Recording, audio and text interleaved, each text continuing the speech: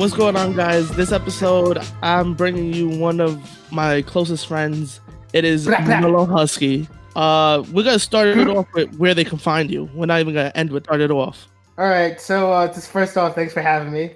Oh, what's the name of this shit again? I'm kidding. Yo, big up yourself first. Fuck where I'm at. It's all about the street sheet, bro. Street sheet podcast. Street sheet. But yeah, thanks again for having me on the show, Joel. So my name's Manolo Husky. You can find me on Instagram at godbodyhusky _ between godbody and husky.ai. That's a lot, but it'll be in the description. Let's see what else. Twitter, I'm at Hotep Husky, Hotep _ Husky. And then Facebook is just Manolo Husky, Manolo, not Manolo, Manolo. I've had people say Manolo. It's hilarious. It's weird. Really? Yeah. Where it's whatever. Like Barry Manilow. Oh, okay, got you. I was like, where did you get that from? Yeah. And then let's see. YouTube page is still being built and videos are being made. And then what else is there? Spotify is Manolo Husky. That's gonna be fun. Stay tuned for that. But that's on the hush hush for now. But yeah. Yo, where did you come up with the names for all your Instagrams? So okay, we're gonna start there. So first off, where the Husky name comes from, I think it was when I was school clothes shopping. You know, Cookies in Brooklyn. Yes. So like the Cookies uniform department that has all the uniforms for some reason in all the public schools. For some reason, I have no idea why. I don't know how, but I went there in like third grade. Before third grade, I put on mad weight between second and third grade. And I think it was just like stress eating and shit. I was just mad fat. And then I remember my parents were like, yeah, like you got to go to the Husky section now. And I was like, oh, fuck. Like, you know what I mean? Like the Husky section for like Husky little boys and shit. And I know exactly what you're talking about. I was in that section too, man. No, bro, yeah. And I was wearing like a size 40 when I was like 8. And I was like, damn, this sucks. And I was like crying when I was trying the pants on and shit. And I was like, yo, this is trash. But then I was like, fuck it. Like, I am Husky. Fuck off. Like, what up? So then I'm just using that part of my childhood as like a strength. It's not a weakness anymore. So I guess it's like taking what used to limit me and what I used to see as a weakness is just strength because it's a dope ass fucking like state. Like it's a great fucking name, yes. Manolo Husky. Yeah. And then Manolo, I think is from one of my uncles, but Manolo is just like a super Dominican way of saying Manuel, which is like my real name and shit. But I'm probably going to pull a Frank Ocean and change my name to Manolo at some point. Just Manolo. Maybe. I don't know. Or maybe like the middle name is like Manuel Manolo. Bleep out my last name because we're not about to put my last name out there. I'm kidding. No, it's just like, I don't know. I want to put Manolo in my name just because I like how it sounds. And you can legally do that because you can do whatever you want. Just pay your taxes and don't kill people. Big facts. Big facts. big facts. But yeah, that's where the name comes from. Okay. Yeah, I think I might have a couple named Manolo. I'm not too sure on that. I'll get back to you on that on the follow-up 5 years from now. Facts. Yo, you already know, man. All right, yeah. So let's start it from the beginning, like growing up. How was it growing up, man? And where did you grow up? All right. So I am born and raised in Brooklyn. So when I was conscious, it was technically Brownsville. So I was like 2 or 3. I remember living in Brownsville, right on, I think it was like 96th Street, like East 96th Street. By Sutter Ave, Rutland Road, like in that area, by like the 3-4 train. And I remember living there and just sitting at home, just watching Power Rangers and shit all day. My sisters would go to school right down the street. Shout out to PS 189. We all went there. It was Lincoln Terrace, PS 189. And we all went there from like kindergarten to 8th grade. And then I remember my 2 older sisters were like cool and shit. My other older sister was cool. And then my dad and me would just like watch movies and shit. I just remember watching movies a lot with him, but then I never hit me that we were just poor as fuck until like we got a really nice house and then we moved from the house. We were there for less than 4 years maybe. Because then I remember we got there maybe when I was 4 because I remember my 5th birthday was there. So growing up, it was like, all right, we didn't have much, but what we did we like had a lot of it. So it was kind of like we didn't have money, so we just made the most out of everything. And then we had a really nice like 3-story house in Bed-Stuy. And then I think my sisters used to be like, oh, snap, like Buckwild lived across the street. And I was like, who the fuck is that? Like, I'm like 6 years old. Like, I don't know who that is. And now I like, oh, wow. Like, he's one of the, like, this was when him and Star had like Star and Buckwild on Hot 97. Like, it was like it's peak. Yeah. And I was like, oh, we made it. Like, we have a nice house. We live across the street from Buckwild. Like, he always used to like ride bikes and shit with like the dude, like homies in the neighborhood and shit. It was so dope. And then I remember one of my earliest memories of that neighborhood was when we jumped some kid, me and my friends, and then I just remember like I was like 5, and like all my other friends were like 11, 12, and we just jumped this one kid just because we didn't fuck with him, and like he wasn't from the hood, like the neighborhood. And then I remember like the kid like snitched and told my parents about it, like it was like a cookout. And then it was like it was around 4th of July, and I was just my dad just looked at me, he didn't even say anything, and I was like, oh, I fucked up. Like and then that was one of the things where I was like, damn, like I can make my own choices, and I chose to still be with like this weird like hive mind where it's like, oh, we're just gonna beat up this kid because we don't like him. And no one thought to be like, yo, like maybe we should just talk to him. Maybe he might be cool. Like, why do we just want to like fuck this kid up for no reason, right? It's wild. But like that was like one of the instances where I kind of like realized like, yo, like a lot of people can't think for themselves or like choose not to. And like we can get on that later on, but like early on, like my parents were like working hard as fuck. They used to work in like this plastic injection molding factory. My dad, like everybody loved him there. My mom, everybody loved her. And then it was like, all right, that's fun. But then it's like one of you guys are always working and the other one isn't. And then it's like, how do you raise 4 kids between working? And then it was like rough. And then it was like my older sisters were like basically like barely getting through high school. And then it was like, wow, like everything is falling apart around me. I'm going to talk to my toys because they're the only normal things happening to me. And I would watch my shows, I would watch my TV, and then we lost cable because being poor sucks. And then it was kind of like, fuck, like what the fuck am I supposed to do all day? And I used to read, and I was like, yo, reading's starting to get trash. Let me just watch all these bootleg DVD movies. So we had Too Fast, Too Furious. We had The Italian Job. We had just weird ass 2007, 2008 movies, or maybe before that. And then at one point we had to move, and then I was like, all right, that's fine. And then we literally just moved down the street, still in Bed-Stuy, on Ralph Avenue. It was Ralph and Herkimer. And that was fun. But then it was like my parents barely let me hang out with kids in the neighborhood because one of them in my old like neighborhood choked me out because I would like try to play a prank on him, like pretending to fart on him when he was like in his feelings in his bag or some shit. And my parents were like, yo, you guys are fucking wild. You can't hang out with my son. So I couldn't even hang out outside. I could only ride my bike down the corner and back up half the street. It was bullshit. And then it was like, all right, I get it. Like every choice my parents made, it was for the betterment of me. Like I understood that. So it's kind of like, all right, my parents are always busy working. So then I have to make my own fun. It's not like me waiting for my parents and shit. There was one day I remember like my sisters just left and I was freaking out because it's like, what the fuck am I going to do all day? And then I was like, oh, I have mad toys and shit. Like I should probably stop crying and just play with that shit. And then my dad had a keyboard and I was like, oh, I should just fuck around with this shit. And then I used to fuck around on the keyboard. And my oldest sister, shout out to Lulu, she taught me how to play Mary Had a Little Lamb. And I was like just fucking up and I was like just figuring out shit. And I was like, oh shit, Twinkle Twinkle Little Star. So when I was like 5 or 6, I just used to fuck around on my dad's like electric keyboard and he wouldn't get mad. He'd be like, yeah, go ahead. And I guess you could technically say I used to make beats since I was 5, technically, because I used to like play on the drum shits and all the sound settings and all that shit. But like, Sounds it was like never your like, first taste of music. yeah, it was, yeah. And then my dad, like on the weekends, he would get in his bag, bro. He would be bumping like Grupo Nietzsche, fucking Luis Ramos, all like these old acts and like Dominican, like Hispanics, like essentially like Latin R&B all the time, like full volume. He had the craziest like setup. I used to go to Sam Ash with him and like just buy shit and just watch him like be like holding the things up above his head. And he's like, if it's heavy, that means it's worth buying. If it's not heavy, it's gonna die on you within 2 to 3 years. I was like, that's a fact. And then I was like, I'm 6 years old. I don't understand anything of what that means, but now I understand what the fuck he's talking about. Cause like there's so much shit that I buy now that just breaks. I'm just like, what the fuck? Like, why is everything so shittily made now? That's, again, we could talk about that later. But point is, I've always grown up in Brooklyn. And then, so Bed-Stuy was there, big house. And then within 3 years, small apartment. But I had my own room and it was the long storage room because I wasn't trying to share a room with my 3 older fucking sisters. Because I tried it, did not like it. It was horrible. That was just so toxic. I could not do it. And my parents had like the master room and it was like, all right, I'm gonna just chill in my little nook, play my Game Boy, read my books, eat my little sausage chunk sandwiches and shit. And then I guess technically that's when I started to like stress eat and shit because I was like, all right, things are happening.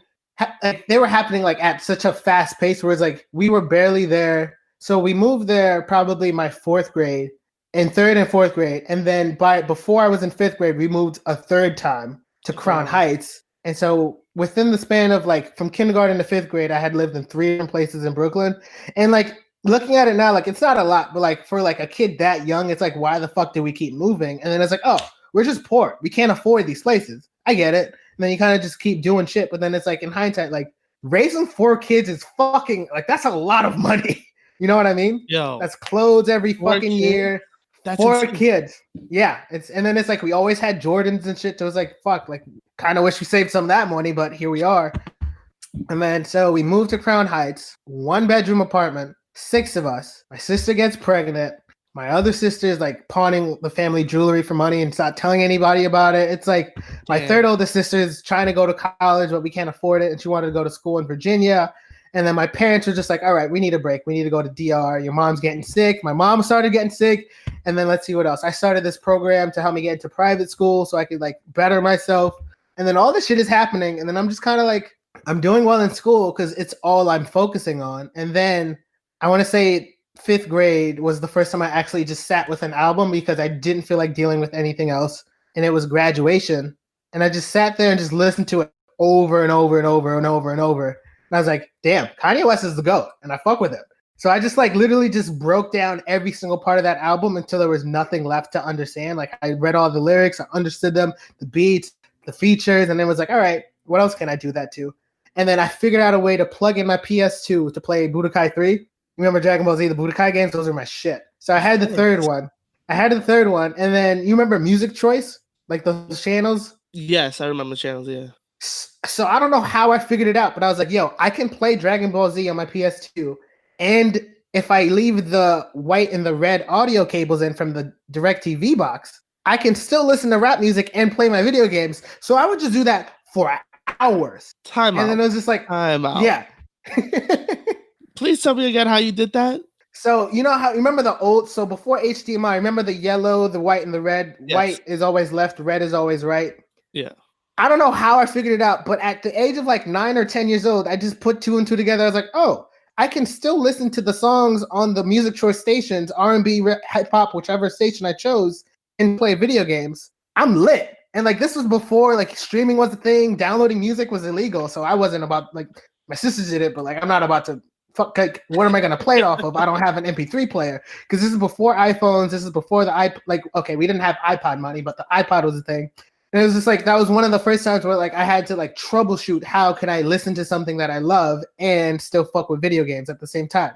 It's weird, but like I just figured it out and it worked out. That's insane how you figured that out. I've never even thought about doing that. And it was weird because like it wasn't a big deal because I was like, oh, I'm just listening to music and playing video games. And I think that's why my dad was like, oh, you're getting it. Like I'm only letting you play video games this long because you're listening to music and you figured out how to do both. So it's kind of like a situation where like my parents let me kind of get away with whatever I wanted to do as long as it was something positive and I wasn't fucking up. So it was kind of like, all right. Because I remember in 4th grade, I got like perfect 4s on like the math and the English state test, but also like I only did so well because I was so stressed out. I only studied. Like I wasn't doing anything else. It was bad. But then it was like, all right, well, I figured out how to do this. What else? Like it was like one of those things where like that was the first moment in my life where I felt like I figured out how to do this on my own. What else can I figure out to do on my own? Question mark.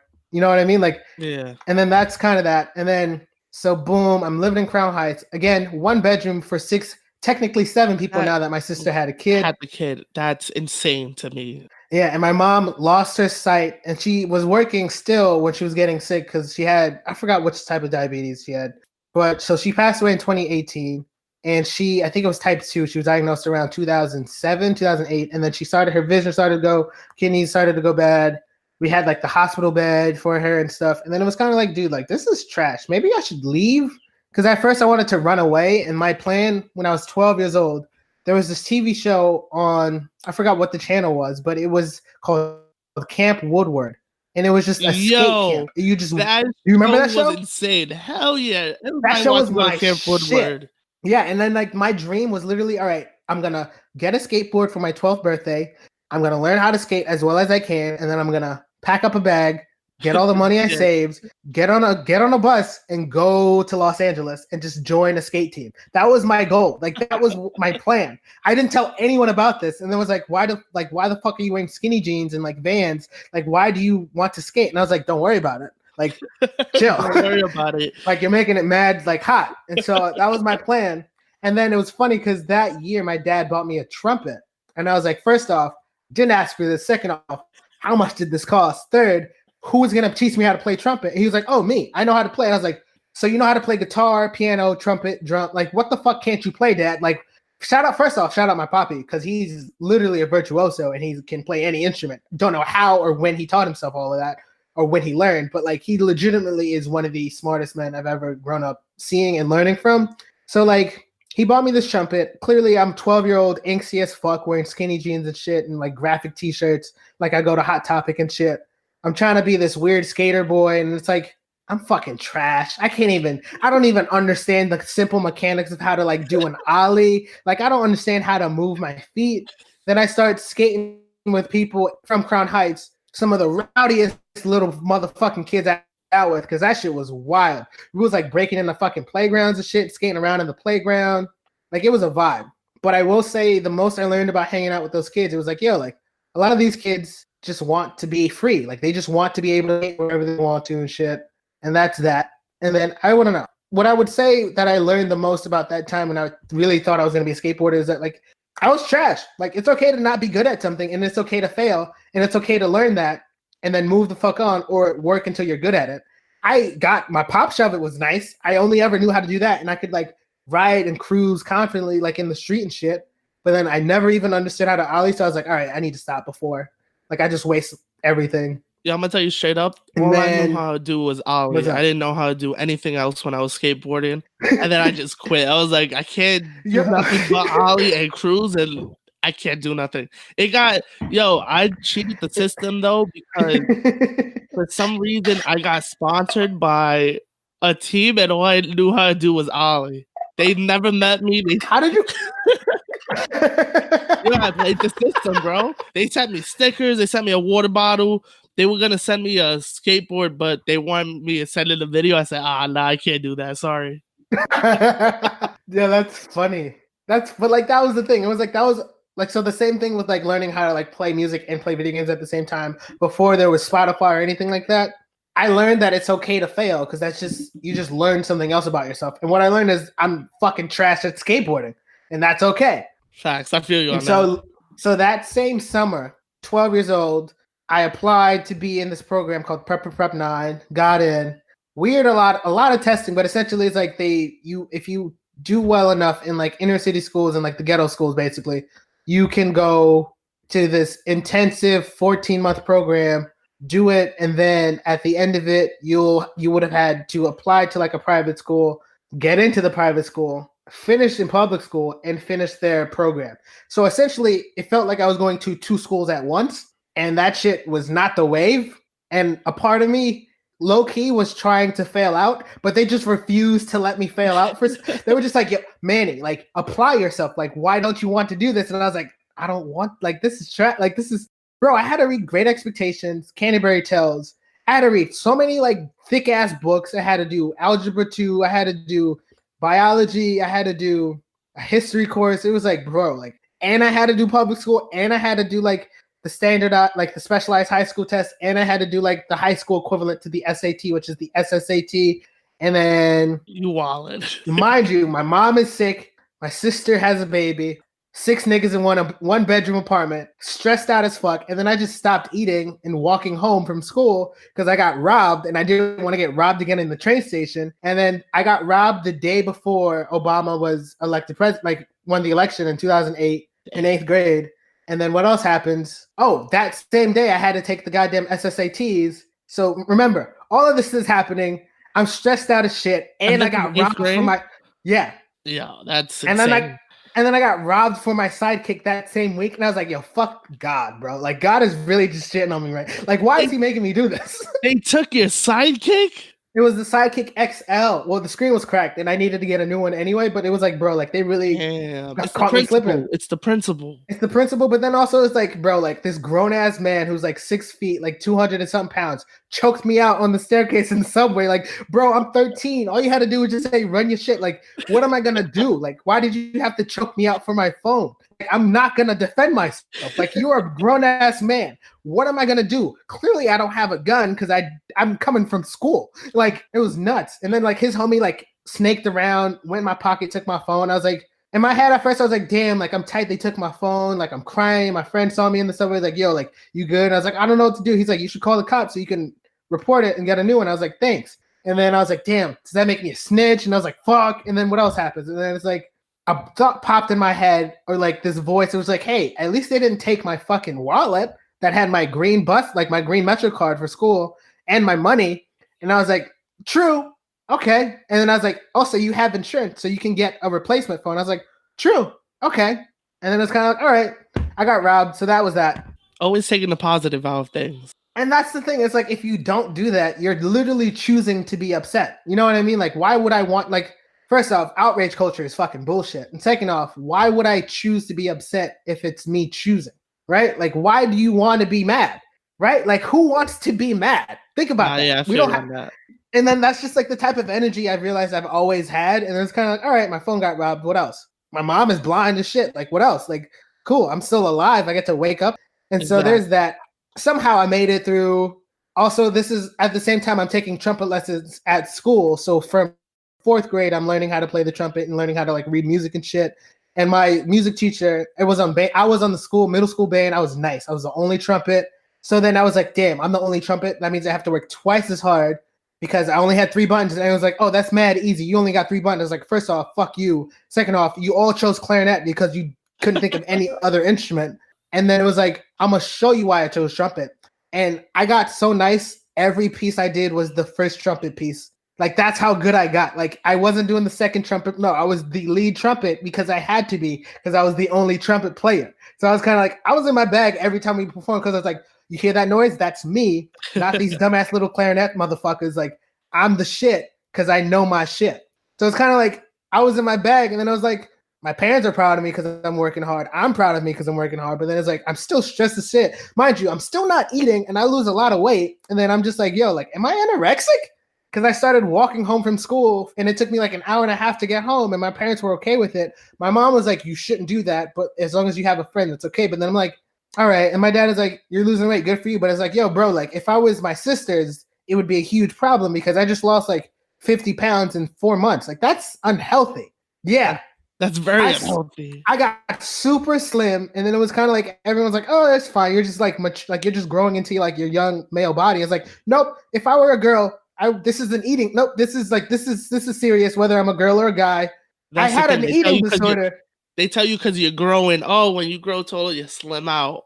And I was like, nope. I just wasn't eating because I didn't have time to eat, and also I was saving money, and I wasn't buying snacks. But then also it's like, I'm not eating at home because I'm always studying and doing work for prep and studying for the specialized high school test. And I have to do regular schoolwork. And some of my teachers wanted me to take the Regents test. So it's like, I'm constantly busy, and I liked it. But then it was kind of like, bro, like, I'm literally slimming before my eyes. And I was like, cool. And then it's like, all right, that's bad. And then it's like, all this other shit got involved. And it's kind of like, all right, porn is a thing now because I'm young and I'm obsessed with naked people. Naked girls specifically, and it's like, all right, well, that's distracting.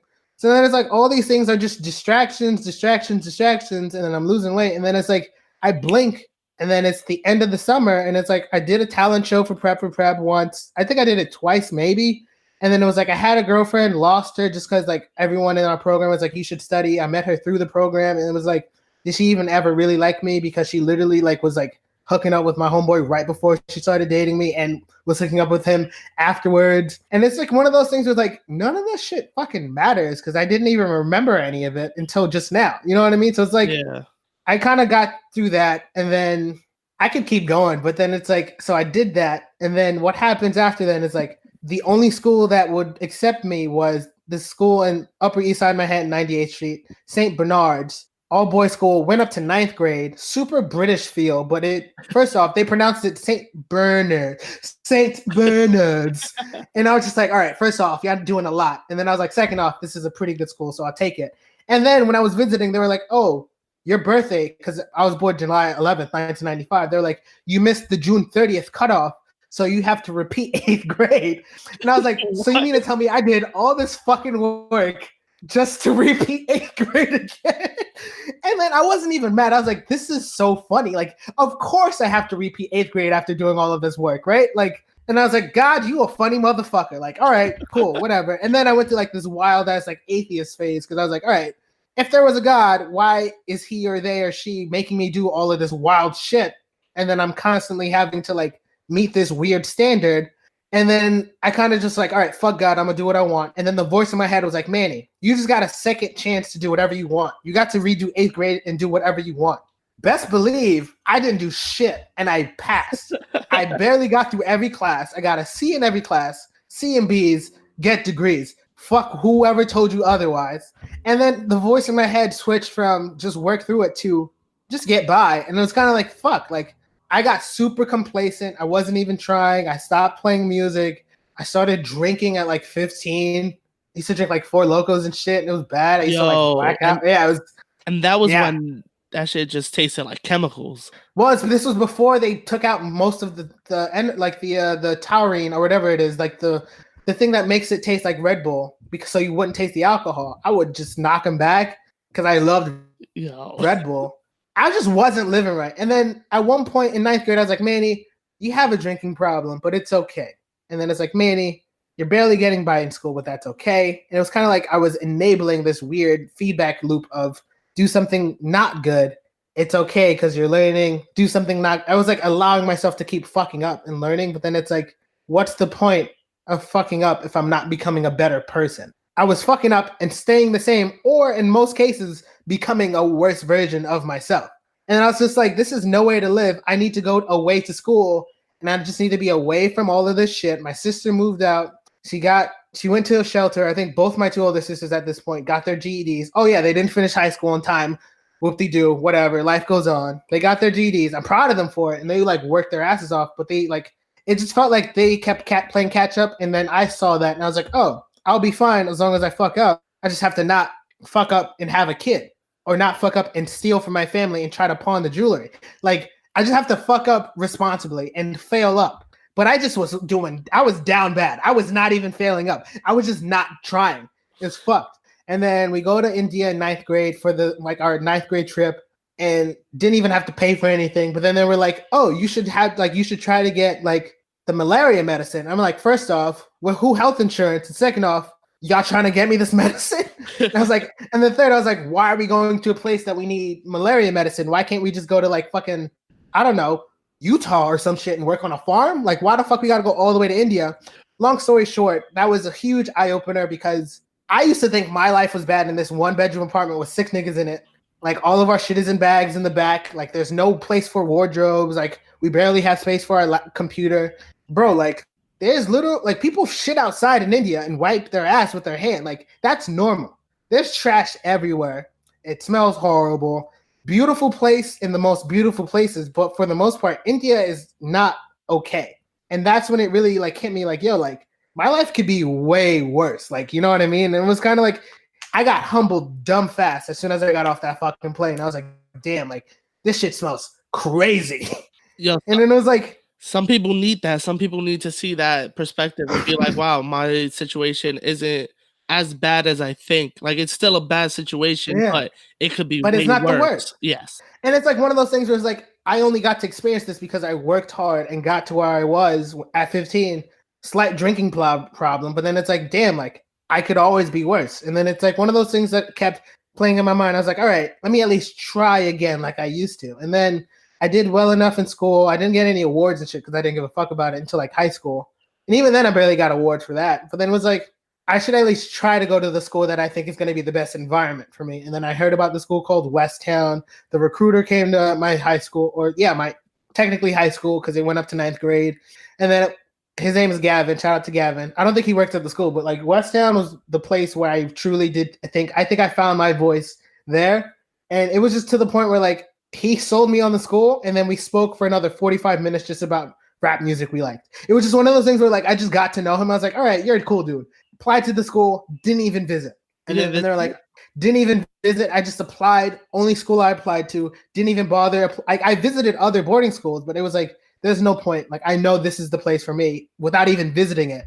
And I'm so glad I did, because it was like the middle of nowhere, Westchester, Pennsylvania, Quaker school, sleepaway, boarding school. It was like, first off, it was nothing like Zoe 101, because Zoe 101 is fucking trash, and it's not as good of a show as we remember. It's very boring.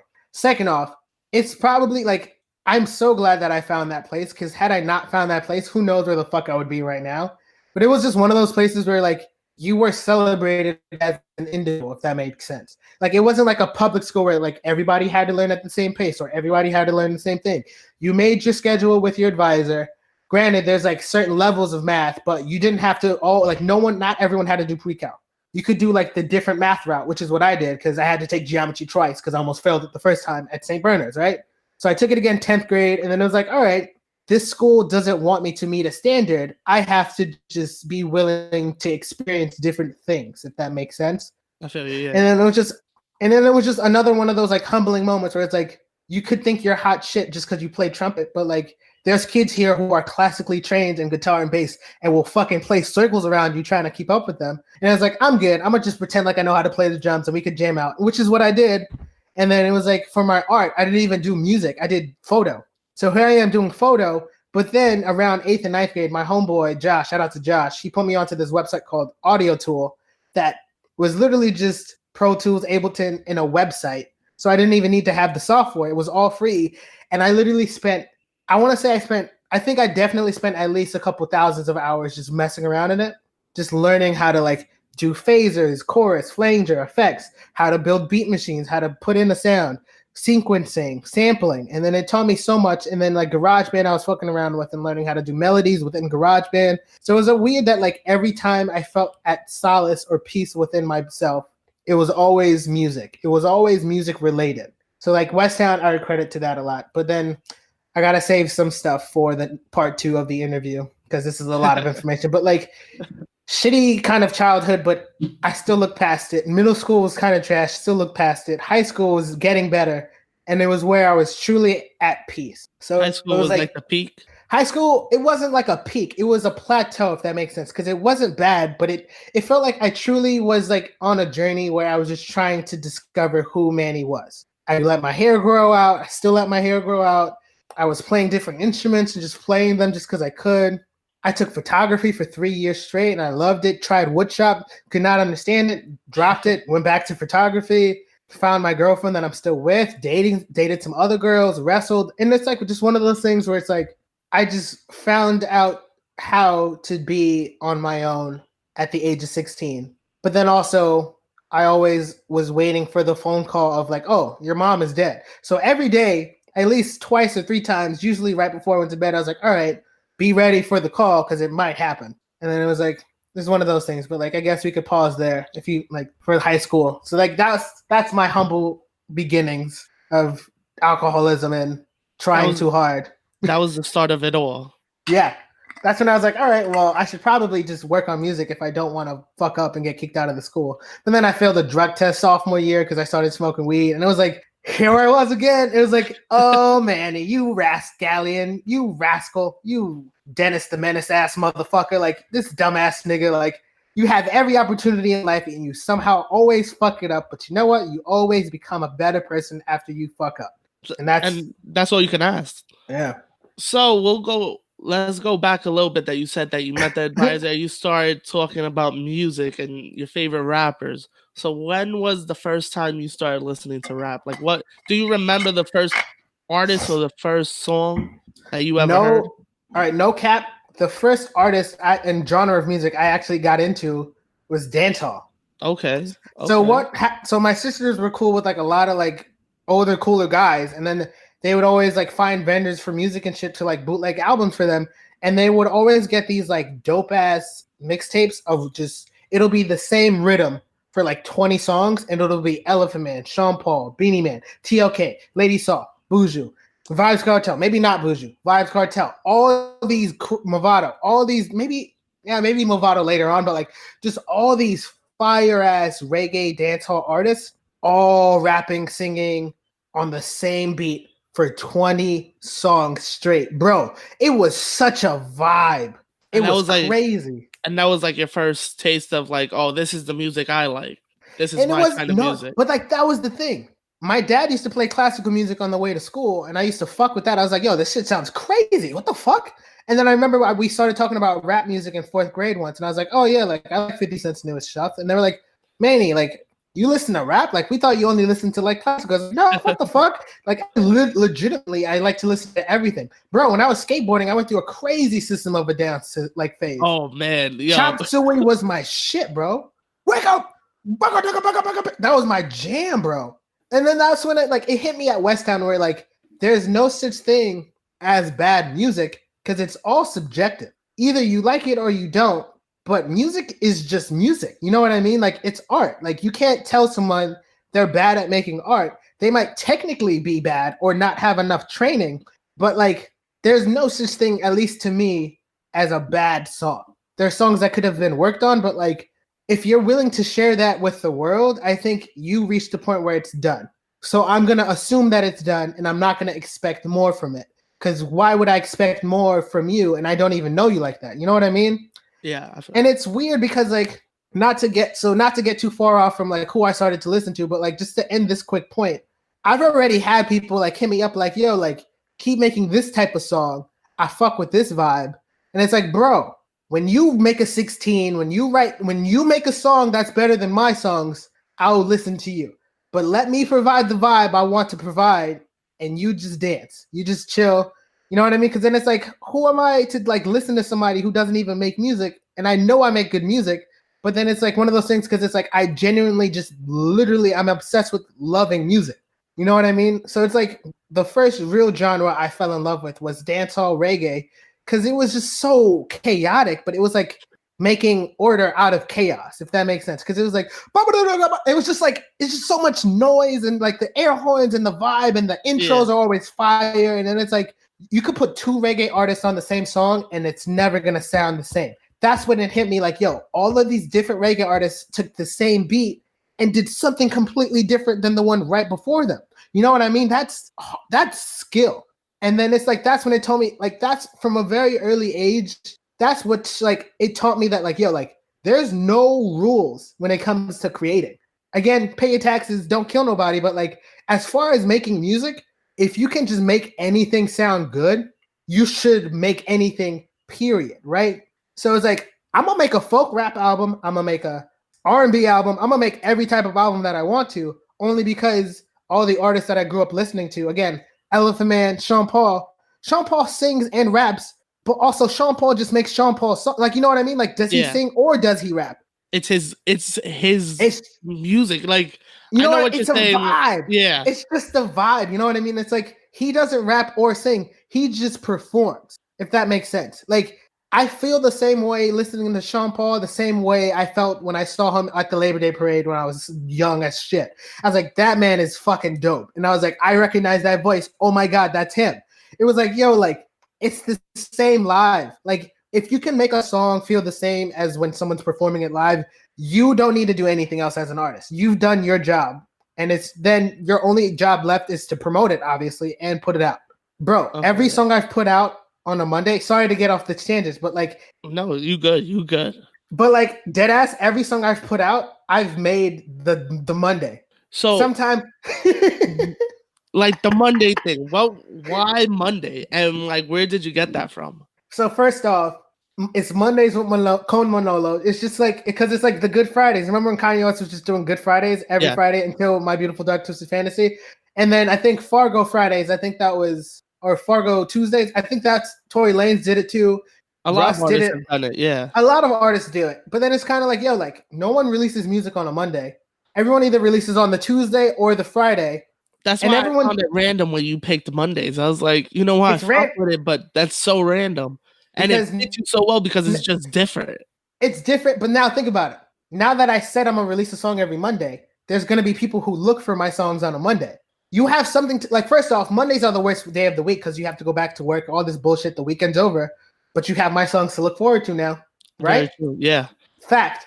Nah, big fact. And I'm gonna bless you with a vibe. Fact.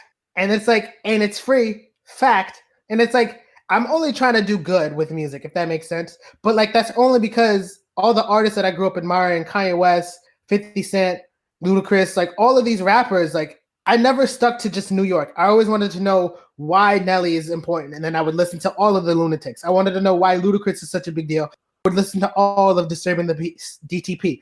I loved Outkast, and I was like, well, wait, they always work with the same people. Boom, I discovered Dungeon Family, and then I listened to all the Dungeon Family, CeeLo, Goody Mob, all those like music. I always use it as some sort of like passageway, gateway to like a bigger world than Brooklyn, if that makes sense. Because it was like all of these rappers, when you really think about it, rap about the same shit, but it just sounds so different and always good. Like I might get some heat, but like Future and Ghostface Killer rap about the same shit: drugs, women, misogynizing women, guns, and how fly their shit is. Because guess what? They made it in life to the point where they could get that shit off. And when they didn't have it, they manifested the shit that they wanted in the raps. You know what I mean? Yeah. And then, but like, go listen to Supreme Clientele and then listen to DS2 and tell me it's not the same album. It sounds really different, but like it's all like it's not the American dream, but it's like you want to get out the hood. I'm trying to find my version of that. What is my Supreme Clientele? What is my DS2? What is my So Far Gone? What is my Friday Night Lights? I think I have it. What's my reasonable doubt? I know I have my reasonable doubt, but then it's like, how do I make it so that people care to listen to it? So I guess that's where I'll leave that question. But for the most part, I just grew up loving reggae and dancehall first, and then Kanye West second. Okay, Kanye was that tipping point that was just like, yo, this guy is something else. But we'll go back, like when you were saying somebody hit you up and be like, yo, just make this type of music. I feel like artists get a lot of backlash when they try to experiment and try new types of music, like maybe a new way to sing a song or a different flow that they're trying to use, and fans just don't like that. They just want to listen to that one thing. And I feel like that's kind of messed up to just think that one artist is going to do one thing. And that's a big fact. Big fact. You got to let them try and experiment, because you're a fan already, but they're trying to get new fans. And maybe if a new fan hears that, they're like, oh, let me check this guy out. And when they start listening to the old music, oh, wow, this is actually good. Fact. And I'm about to fuck your head up. Ready? Are they still a fan if they have an expectation? Think about that, right? Because a fan is someone who just loves music in general. Are you a fan of the artist, or are you a fan of the one song?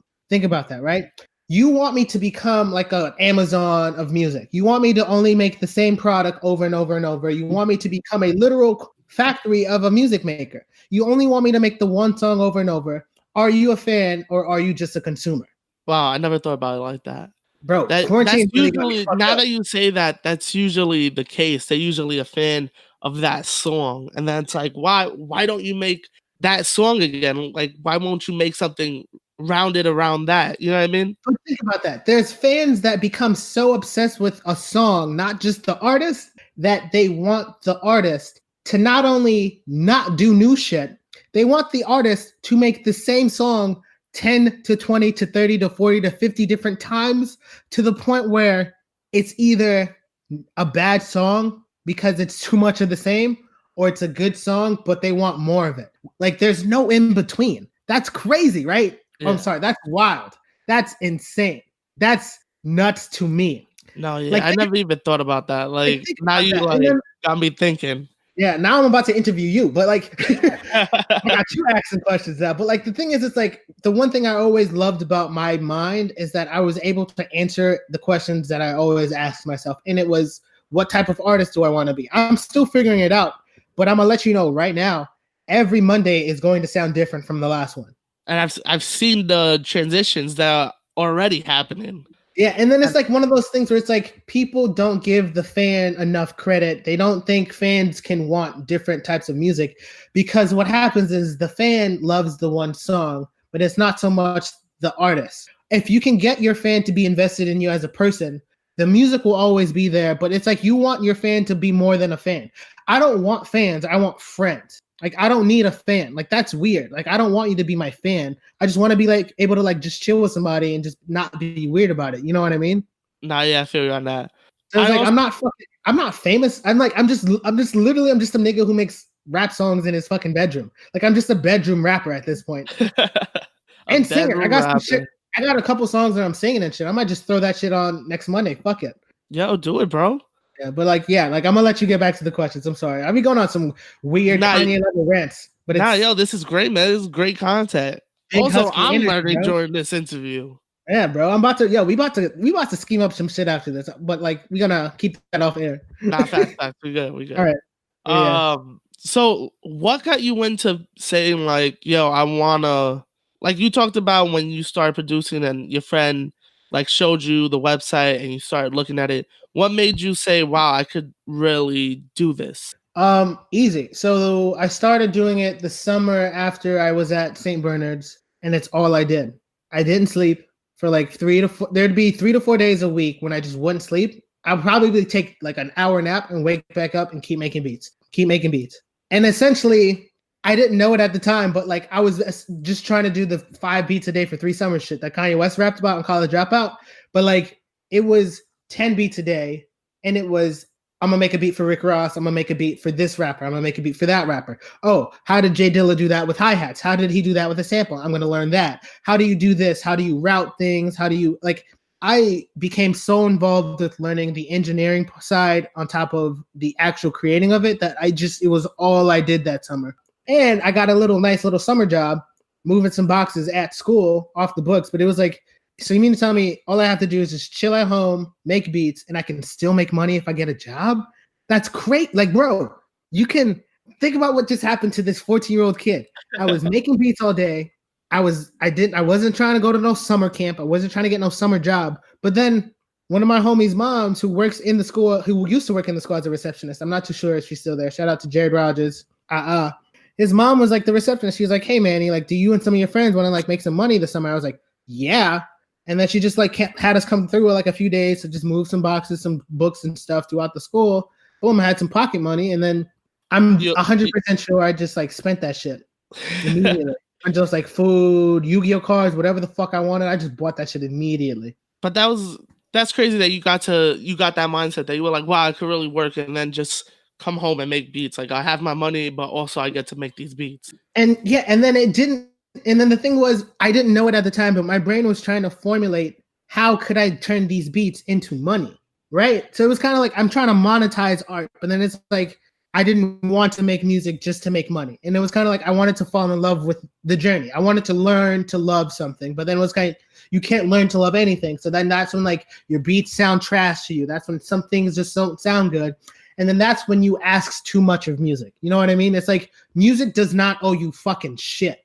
You owe music everything because music was there when you was sad. Music was there when you was happy and it provided the vibe. Music was there when like your homie was on some bullshit, but then you got his back and then you want to play music in the background or like ease the vibe. Like music is there for you so much more than you are for music. So now my mindset from that age until now, it's not so much what could I do for music. It's not that what music could do for me and how can I monetize music.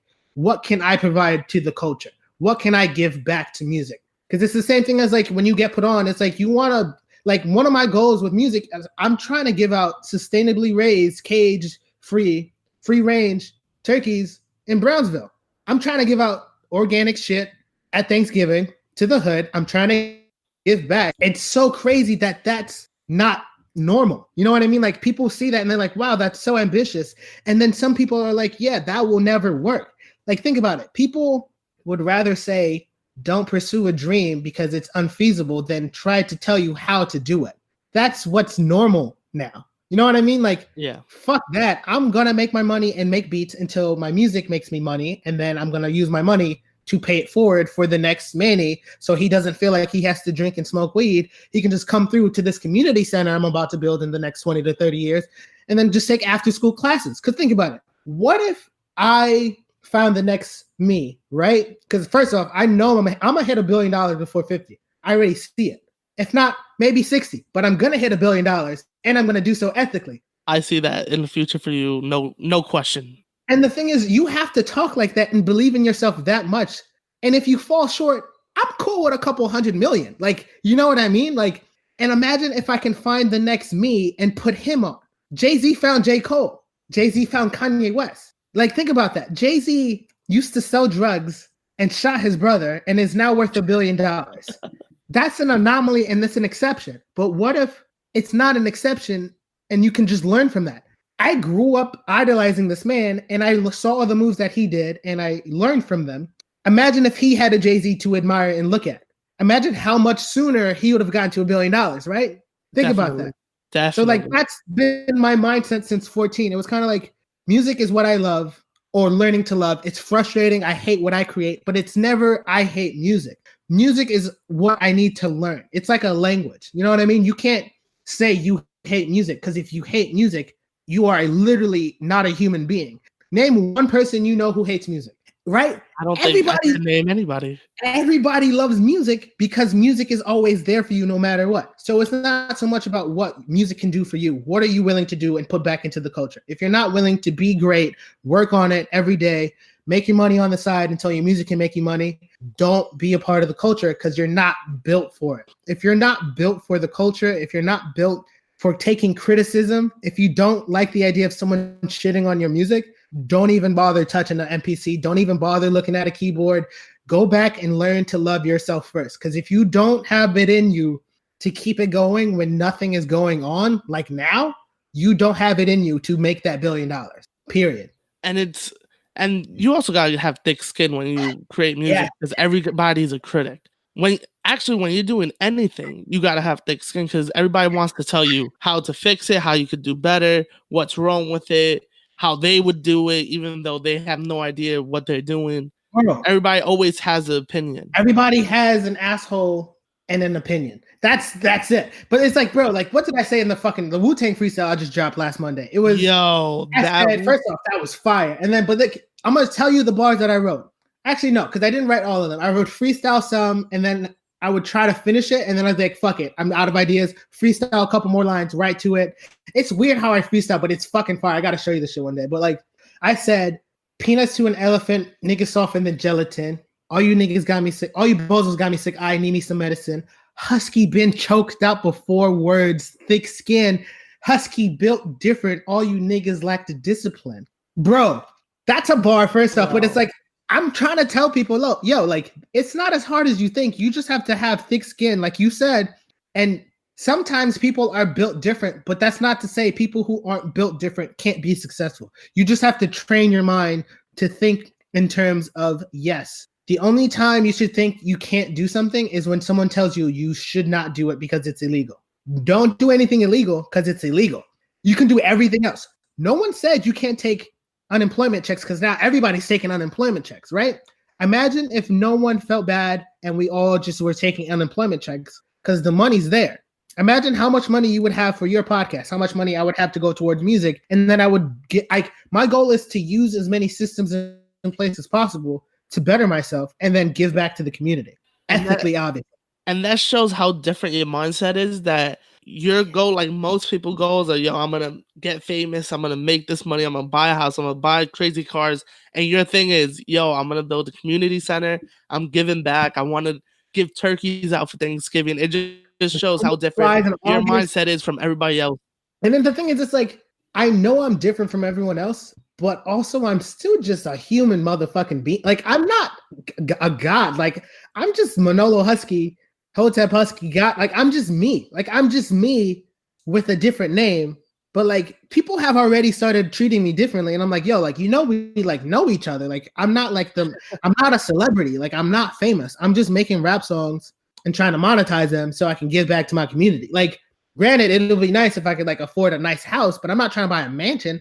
Like, my way of thinking is like, all right, I had Jay-Z's path laid out in front of me. I learned from it, listen to all the blueprints, listen to all his music, study his life, study Kanye West. And then it's like, all right, I make my own beats. I know how to mix my own songs. I write my own raps. And then it's like, I learned what to do. But then again, you have to learn what not to do. But you can't tell yourself you can't do it. You just have to know how to maneuver it. I know not to go out to Calabasas because as soon as I go out to Calabasas is when you start wilding. Think about all the artists who move out to LA in general and then they just start wilding out, bro. Right? Nothing good happens in Los Angeles, period. I'm not going to California for more than maybe a couple months. I'm not going to live out there for years because that's not the wave. I'm just trying to make my money, give back to my community, and I'm trying to find a nice home in Westchester, New York with my library mommy. Shout out Sophie, held me down for a while. And it's like, yo, I'm just trying to have beautiful mixed kids, raise them to be responsible adults, and then make my music, right? And then who knows? Maybe I don't even end up making that much music. Maybe I pivot. Maybe I end up making like video games and shit, bro. Because it's like, no one told you. everything's open. You know what I mean? Like there's nothing that you're set to. And the thing is, it's like I get looked at crazy. Not even. The only person who's ever doubted me was me. Every time I brought up how I made beats and rapped, everyone said, that's dope. Keep going. There's been times when I met people who are like, you're not doing enough. And then it's like, damn, he's right. And then in my head, I was like, so you should do more. It's never like, oh, I shouldn't try at all. But then at the same time, the people who used to tell me you should be doing more, the fuck are they doing, right? Who are you to tell me what to do and you not even getting the bag? Don't tell me how to get my bag if you're not even trying to secure your own bag. There's a lot of people who want to tell you what to do or how to do it, but they can't do it themselves. Talk is cheap. Money walks, bullshit talks. Show me the money. Show me how you're doing it. Show me how you're making moves. I'll listen to you.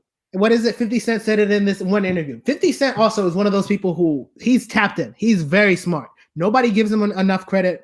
And when he's gone, we're gonna be like, yo, he's a master. Like he's a genius. Like he's smarter than people want to give him credit. My man said somebody could pull up the smartest man in the world, Hoopty, next to your car, telling you to roll your window down. You're not gonna listen to this dude. Has nothing important to say. Next week, if the same dude is in a Lamborghini, he tells you to roll your window down, you're gonna want to roll your window down because you feel like he has something of value to say because he looks the part. I don't care if you look the part or not. I'm going to listen to you and I'm going to learn from you. But it's like, if you're not about to listen to me until I'm quote unquote put on or quote unquote made it, you're not a fan. You're a consumer. You just want to be seen. I feel you. And you can join the Husky bandwagon. Like I'm accepting everybody. Everybody's Husky told me. Like I'm like, that's my hive. Husky homies. Fuck it. Husky hive. Like you can listen to my music and expect it to be good. But like, if you come in to one song, don't expect every song to sound the same. If that's the vibe you're looking for, I can do it in EPs, 4 to 5 songs of the same vibe. But like, if you ever are on like Reddit or forum saying, dang, I love it when he made this song, but not this song, you're not a fan. You don't care about music. Don't come to my shows. But even then, you can still come to my shows. Maybe I might convince you. Who knows? Decide for yourself. You're not a robot. Well, we could talk about how artists do that one song, and like we'll talk about J. Cole when he made that one radio track Workout and everybody criticized him for it. I love Workout. I love Workout. At first I kind of didn't mess with it because I don't know why, it wasn't. Well, that's the thing.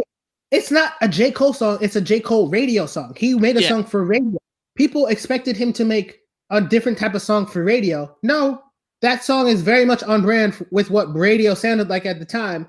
Why people didn't give him the credit for it being a fucking bop at the time confused me. The fact that, and then this is what really pissed me off. Not to say that Nas was in the wrong, but imagine one of your heroes telling you they're disappointed in you. That's a lot of a burden. That's basically what I had to deal with in middle school with all these tests and shit. Like, imagine someone you looked up to listening to one of your podcasts just saying, yo, this ain't it.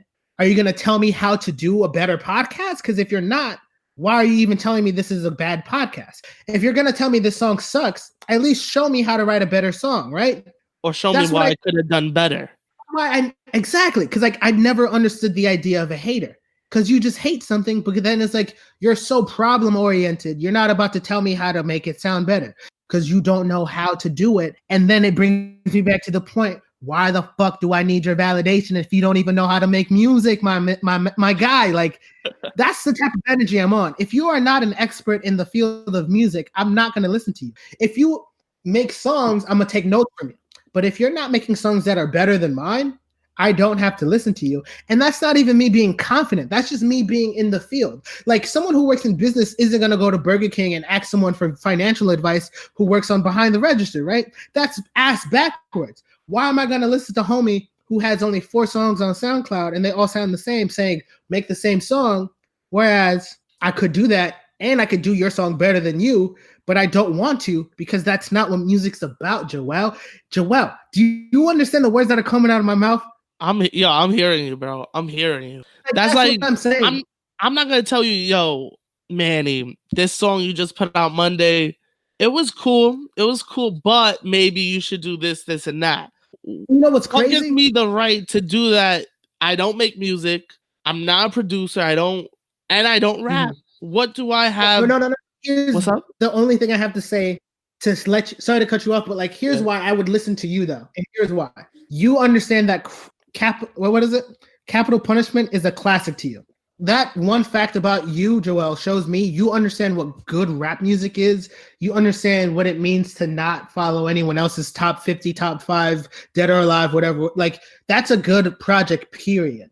You understanding that best. It is one of the best. And the thing is, you can say that, and I know you saying that lets me know you have enough of a voice to form your own opinion. So that means you've cultivated your own thoughts to the point where you can recognize good versus music that could still use work, period. Or I guess we could use the words good and bad. But the thing is, good and bad is just a spectrum. It's not black and white. You know that, right? Yeah. All right. Yeah. A lot of people don't. And again, that's another conversation we can have off air, but like nuance is just gone. Bro, like the craziest shit that I've seen coming back on social media, bro, like you can't have a discussion with somebody without somebody getting mad. That's nuts. When did that become a normal thing? Because I haven't been online since like 2015. People are easy to trigger nowadays. It's just you could get somebody angry just saying one opinion that they don't agree with, and there it goes. There's the argument.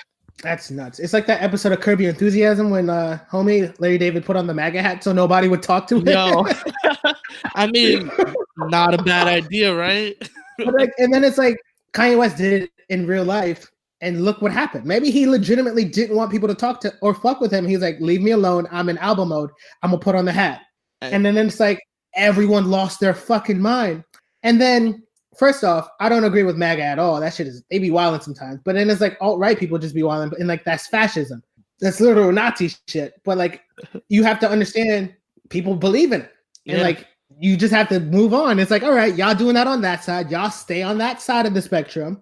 I'm gonna be right here, middle left. I'm a little slight liberal. Like, let me chill, let me cook. But even then, the left is looking crazy now. This man Joe Biden out here, both sides will be wilding, bro. You know, yeah, let's not even get into politics right now. But like the point is, it's like, bro, like everything is a spectrum. If you are on extreme sides of the spectrum, you are what's known as an extremist. I'm gonna make music for y'all, but like if you get mad that I'm gonna call you an extremist to your face or online, you don't need to be at the show. Maybe you need to chill. Maybe you need to, or maybe you do need to come to the show. I'm not about to have mosh pits. We about to have some sage circles, burn some sage in between songs and chill, vibe, put my crystals out on the stage. It's about to be a vibe, bro. Like that's the type of shows I want to do. But it's just like there's just things where like not everything has to be politicized. Not everything has to be a thing. Let me just make my music. Don't ask me about no politics because I'm not about to. If I bring it up, I want to talk about it. But like even then, it's like, what's the point? Because it's the same shit on both sides. And it's like it's just one of those things where it's like I'm gonna vote. I'm gonna know who to vote for it when I do my research. And then even then, like people just don't do the research because they don't care about knowing. Bro, who said it was okay only to watch one news station? I never understood that. I feel like you should watch both to get perspective from both sides. That's what my dad used to tell me. That's what my parents brought me up. It was like you need both sides to come to a conclusion. It's like because then it's like if you aren't willing to step out of the echo chamber, how are you supposed to know what the other side is trying to bring to the table? How is there compromise if you're not even willing to be civilized? That's a bar. I might put that in a song. Yeah. But yeah, that's where we at right now. So let me bring this up now that we're talking. It's been a big topic of the breakdown, like the separation between the person and the artist. How do you feel about that? Oh. Like, can you separate an artist and like Kanye when he came out with the MAGA hat? Were you able to, like, when people canceled him, oh, that's it, I'm not listening to Kanye anymore. Were you able to separate the person from the artist? Yes and no. No at first, and here's why. I was around people who were quick to cancel him. I was listening to podcasts of people who wanted to cancel him. And then deep down, I always had a thought, and it was, here's this guy who I always looked up to my entire life. Here's my literal hero that I've wanted to become.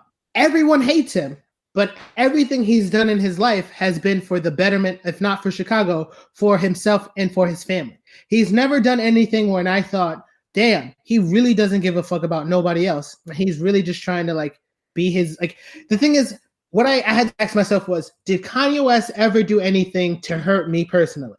No. Did he ever do anything to personally hurt anyone? Period. As far as I know, no. There's rumors, there's stories, there's things online, but then it's like, as far as I know, Kanye West has never done anything out of his right mind to do anything fucked up. But then it's like, but he likes someone you don't agree with. What does that mean for you and supporting him? And then that's what I struggled with. It was like, all right, here's one thing about my hero that I don't necessarily agree with, but that doesn't undo all the fucking slaps that he made before that, right? Yeah. And then it's like one of those things where it's like, I didn't really like Jesus is King. There's people who love it, right? There's someone out there who says that album is my album because it did do numbers and it's still doing numbers, right? I think it was an okay album. It was a good album. It's not a top album from him, but it's not a bad album from him. But I'll give you a straight answer about Jesus is King before I get back to the music and the art. It wasn't okay. I'll tell you what it was. It was a good Christian rap album. It needed more Jesus walks. Yeah, I can agree with that. I think if he had Rhymefest and other writers with him, I think the songs would have sounded much more fleshed out. The third track, Follow God, is the one where he's rapping about his dad. I think so. Yeah. Like, tell me what your life like. Yeah. That's a radio song, and he made that knowing it was for radio. No curses. It's about God. It's a bop. If he made more songs like that, it would have been a good album. But then that's just the consumer in me trying to say if he had more of X, Y, Z, then he would have had a better album. So then it's like, am I just becoming the music critic I dislike, right? Yeah. And then, but I will say it's a good album and it's a cohesive album, start to finish. And it makes sense for where he is in his life. As long as he's trying to better his life, better his family's life, and better the community around him, I'm not mad at Kanye West. Put on the MAGA hat. It's going to bother me. And it's going to look weird to me, but it's like, all right, I'll get used to it. And eventually, fuck it. But also it's like when he said George Bush didn't care about black people and he stole that mic from Taylor Swift, the culture loved it, right? Yeah. We were all for that. But the moment he said something we didn't agree with, we all turned on him. Is that weird? Is that normal? Or is weird. It's that everybody has the same. What's up? It's like a hive mind where it's like we all have to hate it or we all have to love it. It's weird. Yeah, I don't know what it is with I think it's the way that our generation thinks, to be honest. No. I think it's cross-generation. I think it's everyone. I think it's everyone. I don't know, man. I mean, I'm not doubting it that it could be cross-generational. You know what I mean? I've just just seen it at you're right. At the top, like our generation, that is just so quick that one thing and that's it. Yo, you're canceled. Yeah. You know what I mean? Well, I remember when I was younger, I forgot what term it was, but James Brown went to go meet George Bush in the White House. Oh, yes. And like people were mad about that. And it's like, yo, like maybe he's just trying to represent his people. And with that, I would like to conclude our part 1 episode with Manolo Husky. Thank you again, Manolo, for actually taking time out of your busy schedule and giving us some time to just sit down and have a conversation with you. Again, go support Manolo. This is part 1. Part 2 will be coming very soon as we take a deeper dive into his music career, because we have just touched the surface, people. This isn't even halfway through. Listen, Manolo is such an interesting guy. He can go on and on for days, and I love it because he's giving us a look into his life, and this is wonderful. But due to time restraint, I don't want it to run too long. So here's part 1. Part 2 will be coming very soon. Go support his music again. And again, I didn't even bring this up, but he did make the intro music and outro music for the podcast. So thank you again, Manolo, for that. Made it this far. Thank you again. I really appreciate it. I love you guys. Stay safe during this time.